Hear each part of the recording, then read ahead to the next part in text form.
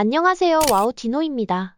처음 영화에서 공룡을 봤을 때는 책이나 만화 영화에서만 봤던 공룡들이 너무나 자연스러운 모습으로 움직이기에 실제로 공룡이 존재하는 게 아닌가 하는 착각이 들 만큼 충격이었던 기억이 지금도 생생한데요.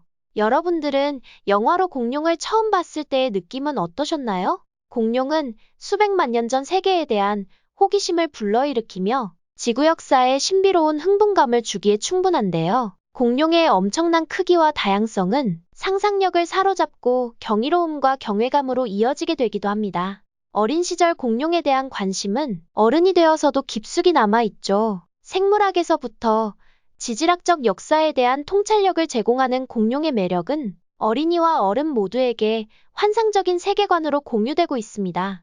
공룡이 나오는 많은 영화들이 있지만 지난 시간에 이어 여러분들이 꼭 놓치지 않기를 바라는 영화들을 모아봤습니다. 물론 저의 취향이 들어가 있기 때문에 영상에서 소개하는 영화 말고도 멋진 공룡 영화들은 더 많이 존재한다는 것을 잊지 말아주시길 바랍니다. 자, 그럼 지금부터 함께 떠나볼까요? 5위는 킹콩입니다.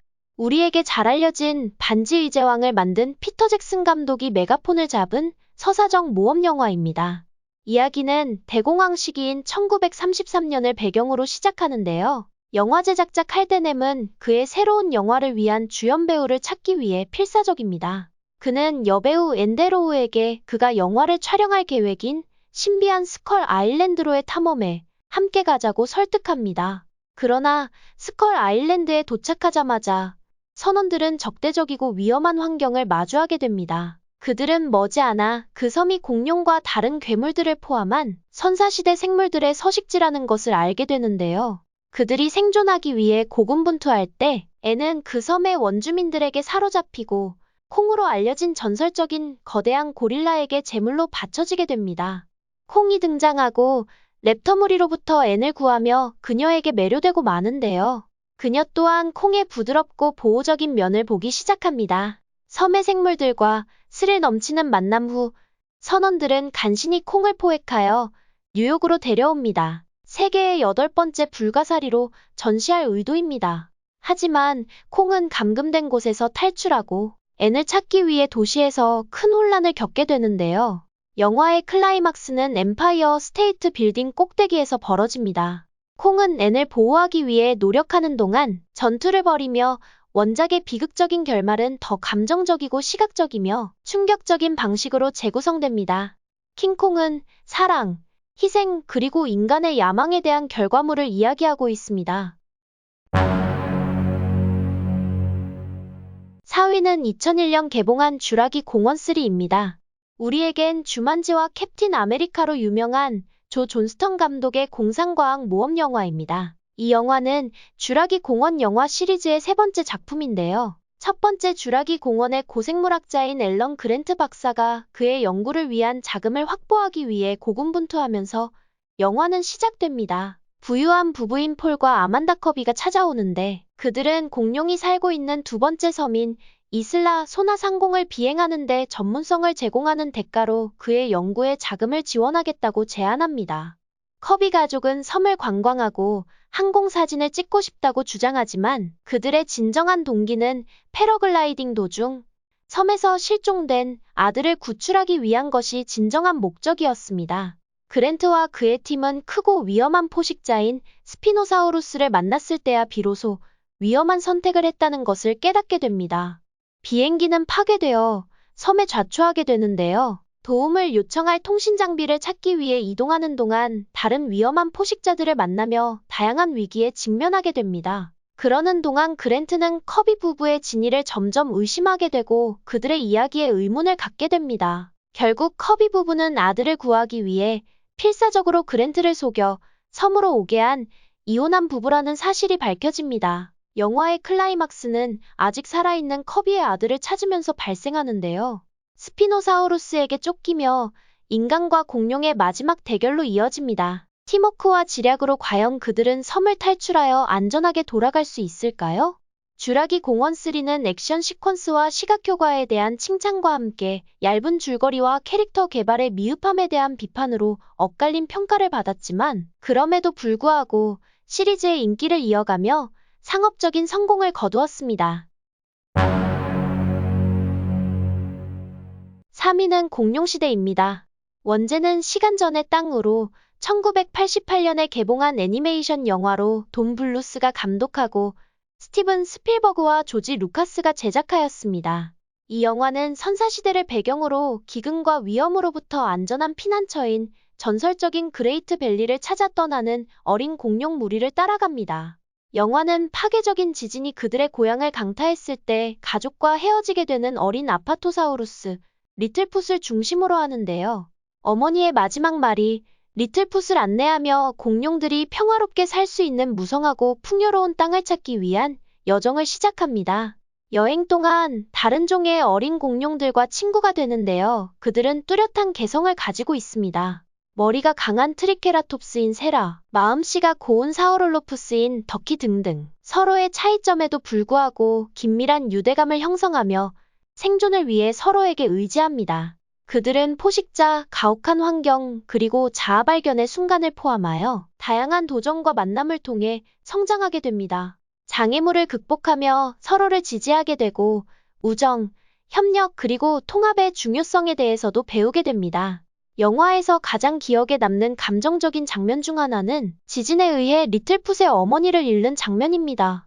어머니의 안내와 존재는 리틀풋의 여행에 계속 영향을 미치고 그녀의 희망과 용기의 메시지는 이야기 전반에 울려 퍼집니다. 영화의 클라이막스는 어린 공룡들이 그레이트 밸리에 도달하기 위한 마지막 노력과 인내가 성과를 냈다는 것을 발견할 때인데요. 그들이 갈망했던 안전하고 풍요로운 환경에 기뻐하면서 영화는 희망적인 분위기로 끝이 납니다. 공룡시대는 스토리텔링 그리고 감정적인 깊이로 관객과 비평가 모두에게 좋은 평가를 받았습니다. 이제는 공룡 애니메이션 영화 팬들 사이에서 사랑받는 고전이 되어 많은 속편과 TV 시리즈로 이어졌습니다. 2위는 쥬라기 월드입니다. 콜린 트레보로우 감독이 2015년에 개봉한 영화인데요. 쥬라기 공원 영화 시리즈의 네 번째 편이고 원작 3부작의 직접적인 속편 역할을 합니다. 영화는 첫 번째 영화의 사건들 이후 22년 후를 배경으로 하고 쥬라기 월드라고 불리는 완벽히 운영되는 공룡 테마파크의 개념을 탐험하는데요.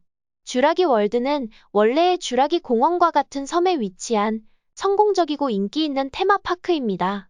경영진은 더 많은 방문객을 끌어모으기 위한 욕심으로 유전자를 조작하여 인도미누스 렉스라는 돌연변이를 창조하게 되는데요. 이야기가 펼쳐지면서 인도미누스 렉스는 울타리 밖으로 탈출하여 혼란을 야기하고 방문객들의 목숨을 위협하게 됩니다.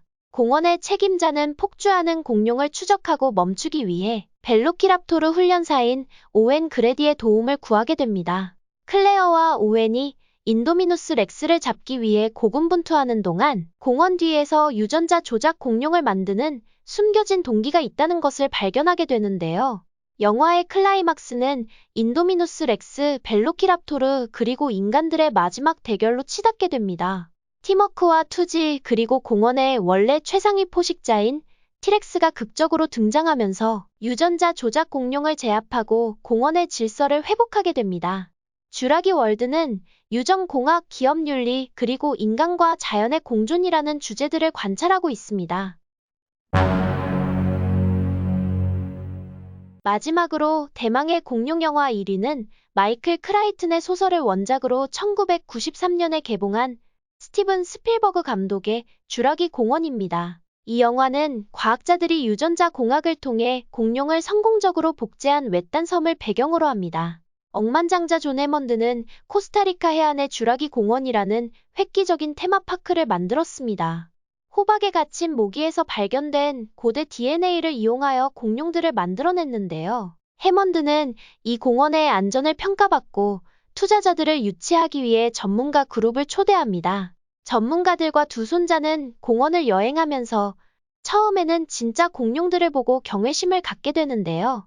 하지만 그들은 곧 공원의 보안 시스템이 취약하다는 것을 알게 되고 거기에 더해 불만을 품은 직원이 전력망을 차단하여 공룡들을 울타리에서 풀어주며 혼란이 뒤따르게 됩니다.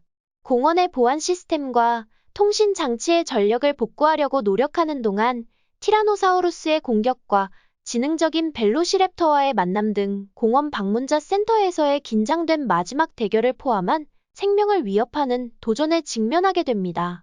생존자들은 전력을 복구하고 도움을 요청하는 과정에서 큰 혼란을 겪으며 결국 헬리콥터를 통해 섬에서 탈출하게 됩니다. 쥬라기 공원은 컴퓨터 생성 이미지와 애니메트로닉스를 혁신적으로 사용하여 현실적이고 스릴 있는 방식으로 공룡들에게 생명을 불어넣어 준 것으로 센세이션을 일으켰는데요. 영화의 성공은 여러 속편으로 시리즈를 만들어내며 공룡과 유전공학에 관련된 지속적인 도전과 모험을 탐구하며 과학적 진보와 윤리적 의미에 대한 화두를 제시하고 있습니다. 오늘 여행은 여기까지인데요. 어떠셨나요? 아직도 풀리지 않은 공룡에 대한 많은 수수께끼들은 우리의 가슴을 설렘과 두근거림으로 공룡이 나오는 영화 앞으로 이끌기에 충분한데요. 원하는 공룡 영화가 나오지 않아 아쉬우셨을 수도 있으시겠지만 앞으로도 공룡에 관한 재미있는 영상들을 다룰 예정이니 구독과 좋아요로 놓치지 않고 감상하시길 바랄게요. 지금까지 와우 디노였습니다. 또 만나요.